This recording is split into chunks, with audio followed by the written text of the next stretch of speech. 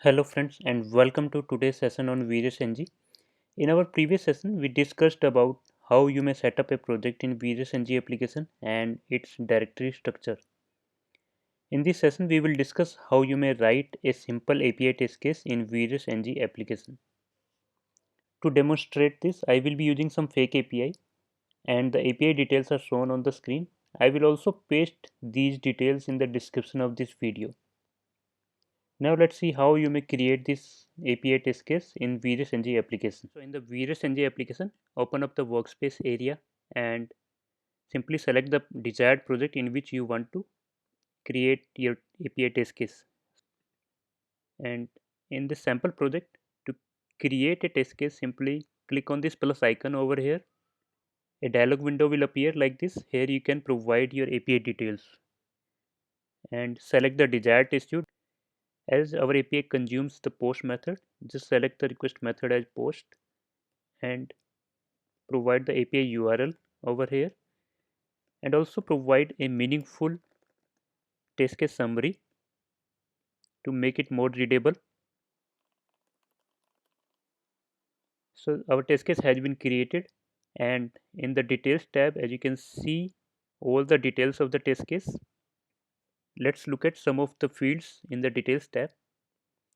With the loop source property you may execute this particular test case inside a loop. And if you would like to feed a test data from a CSV file to perform data driven testing on this test case, then you can read the CSV file using the read Excel file field.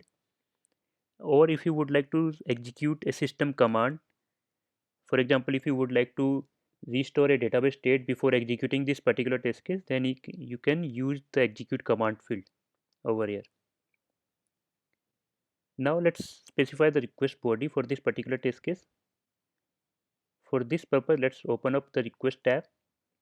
In the query tab, you may specify the query parameters, and in the body tab, you may specify different types of request bodies. For example, for sending the JSON request body, you may select type as JSON.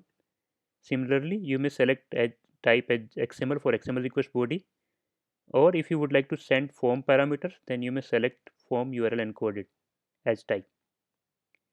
So for our request, we would like to send the JSON request body. So let's specify the JSON request body over here and simply click on save to save the request body. Virus will automatically send the content type as JSON in the request header, but if you would like to send any request header, you may specify the request header in the request headers tab.